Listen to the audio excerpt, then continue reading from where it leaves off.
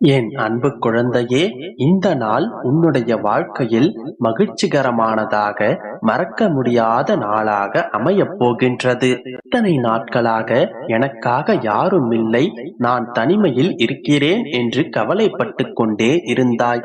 இனி உனக்கு அந்த கவலை வேண்டாம். இனி உன்னுடைய வாழ்க்கையில் அம்மா, அப்பா, அண்ணன், தம்பி, நண்பர்கள், உறவினர்கள் என அனைத்துமாக நான் இருப்பேன்.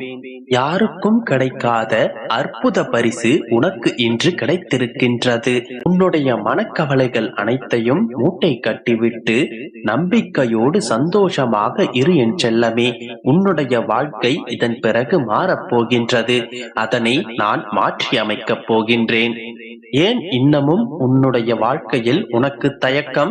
மனதில் இத்தனை பாரங்களை வைத்துக் கொண்டு எப்படி நான் சந்தோஷமாக வாழ்வது என்று கேட்கின்றாய். குழந்தையே, இனி நீ எதை நினைத்தும் கவலைப்பட வேண்டிய அவசியமில்லை. என்னுடைய பரிபூரணமான ஆசீர்வாதம் உனக்கு கிடைத்து விட்டது.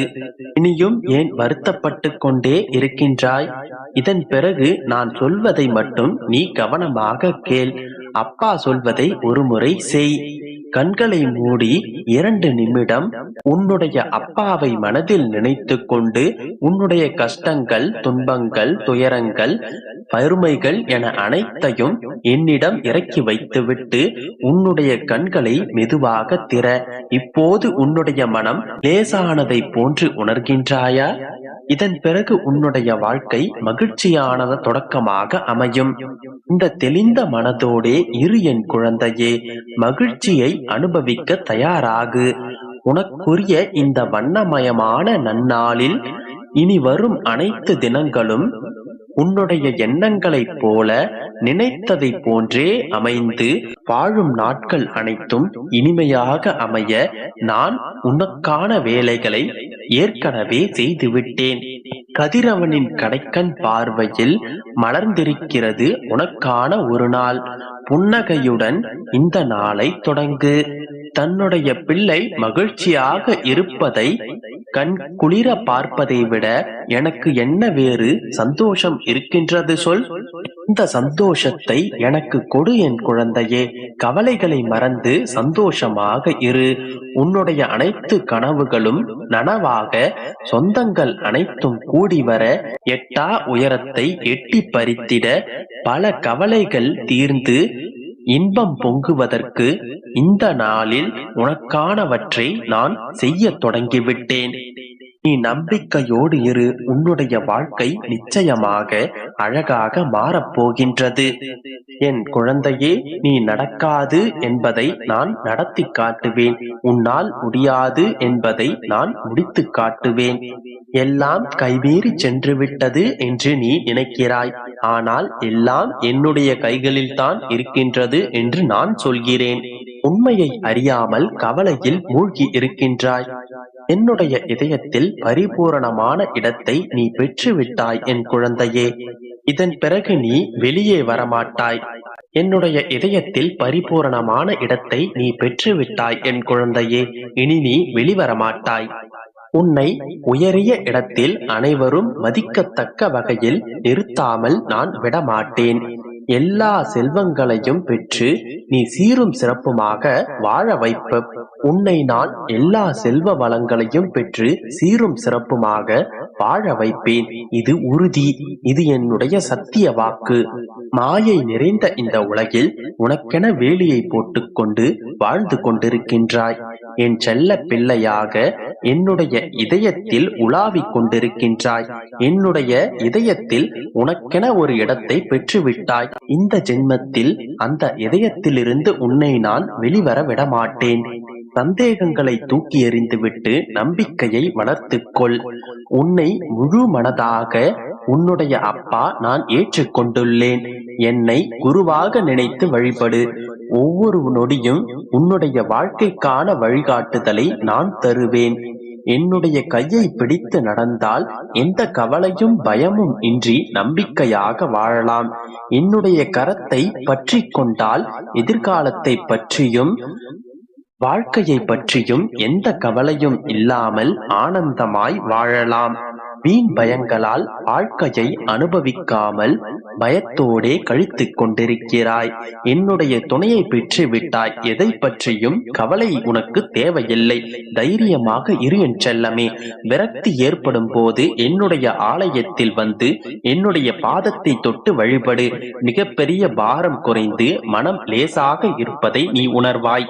எதற்கும் பயப்படாமல் துணிச்சையோடும் நம்பிக்கையோடும் பொறுமையோடும் இரு. அனைத்தும் கைகூடும் நேரம் வந்து விட்டது. அவசரப்பட்டால் நிம்மதி இழப்பாய். பொறுமை காத்தால் அதன் சிறப்பை நீ காண்பாய். ஆகாயத்தை எட்டி பிடிக்கப் போகின்றாய். எதற்காகவும் கவலைப்படாமல் வாழ்க்கையை வெற்றிகரமாக நடத்த வேண்டும் என்கின்ற நம்பிக்கையோடு உன்னுடைய வாழ்க்கையை நீ நகர்த்திச் செல். என்னை வணங்கி பசியோடு வாடுபவர்களுக்கு உன்னுடைய கரங்களால் நீ உதவி செய்தால் பல பலன்களை உடனுக்குடன் நீ பெறுவாய். அதனை தவிர்க்கின்றாய். சற்று முயற்சி செய்து வந்தால் நிச்சயம் அதற்கான பலன்களை நீ பெறுவாய். இயலாதவர்களுக்கும் முதியோர்களுக்கும் உன்னால் முடிந்த சிறு சிறு உதவிகளை செய்தால் மிகவும் நன்மையை அடைவாய். உன்னுடைய அப்பா முதியவரின் ரூபத்தில் உனக்கான காட்சியை அளிப்பேன். நீ ஆனந்தம் அடையப் போகின்றாய். என்னுடைய இதயத்தில் இடம்பெற்ற உனக்கு இனி நடக்கப் போவது அனைத்தும் வசந்தமே. இதன் பிறகு உனக்கு நடக்கப் போவது அனைத்தும் உனக்கு சாதகமாகவே அமையும். நம்பிக்கையோடு இரு, நல்லதே நடக்கும். என் அன்பு குழந்தையே, இன்று நீ தொலைத்த சந்தோஷத்தையும் இழந்த நிம்மதியையும் மீட்டுத்தரப் போகின்றேன். என் மீது நம்பிக்கை இருந்தால் மேற்கொண்டு இறுதி வரை கேள். நிச்சயமாக சந்தோஷமாகவே இந்த இரவை நீ கடந்து வருவாய். இப்பொழுது நீ என்ன செய்து கொண்டிருக்கிறாய் என்பது உனக்கு புரிகின்றதா? உனது மனம் எதனால் இப்படி பாடுபட்டு கொண்டிருக்கின்றது என்பதை நீ அறிவாயா? சொல்கிறேன் கேள். உன் வாழ்க்கையில் இதுவரை நடக்காத விஷயங்களை நினைத்து ஏங்கிக் கொண்டிருக்கின்றாய். இப்போது நடக்கும் விஷயங்களையும் நடக்கக்கூடிய விஷயங்களையும் நீ கருத்தில் கொள்வதே இல்லை. இது நடக்கவில்லை, அது நடக்கவில்லை என்று உன் நிம்மதியை தொலைக்கிறாயே தவிர உன்னை சுற்றி நடப்பதை நீ பார்ப்பதே இல்லை. ஒவ்வொரு முறையும் எனக்கு யாரும் இல்லை, எனக்காக யாரும் எதையும் செய்ததில்லை, என் மேல் யாருக்கும் அக்கறை இல்லை என்று புலம்பிக் கொண்டே இருக்கின்றாய். நான் இப்போது சொன்ன அனைத்தையும் பொறுமையோடு யோசித்துப் பார். உன்னை சுற்றி இருக்கும் பூக்களை பார்க்கிறாய் அல்லவா? இந்த பூக்கள் தினம் தினம் உன் கண்களில் தென்படுகின்றன அல்லவா? அதை பார்க்கும் ஒரு நொடி உன் மனம் அமைதியாகின்றதல்லவா? இந்த பூக்கள் எல்லாம் உனக்காகத்தான் பூக்கின்றது. எவ்வளவு காய்கள், எவ்வளவு ருசியான கனிகள்!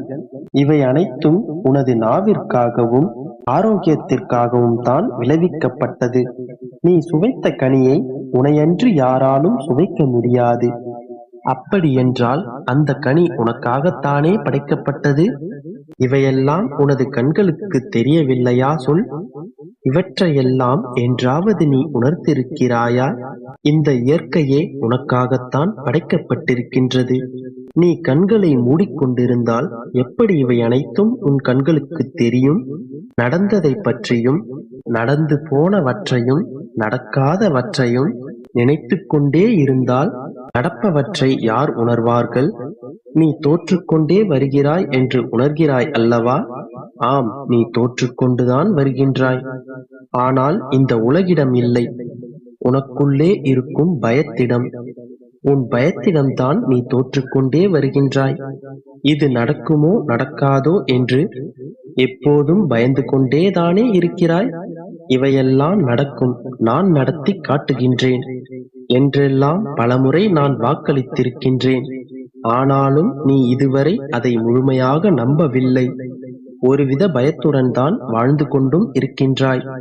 உனக்கு பயம் வரும்போதெல்லாம் அந்த பயத்திடமே சொல், உன்னை விட பயங்கர சக்தி வாய்ந்த என் அப்பா என்னுடன் இருக்கின்றார்.